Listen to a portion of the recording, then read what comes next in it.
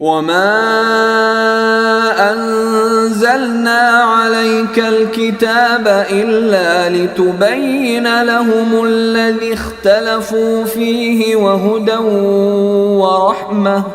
وَهُدًى وَرَحْمَةً لِقَوْمٍ يُؤْمِنُونَ۔ اور ہم نے تم پر یہ کتاب اسی لیے اتاری ہے تاکہ تم ان کے سامنے وہ باتیں کھول کھول کر بیان کر دو جن میں انہوں نے مختلف راستے اپنائے ہوئے ہیں، اور تاکہ یہ ایمان لانے والوں کے لیے ہدایت اور رحمت کا سامان ہو۔ واللہ انزل من السماء ماء فأحیا به الارض بعد موتها ان فی ذلک لآیۃ لقوم یسمعون۔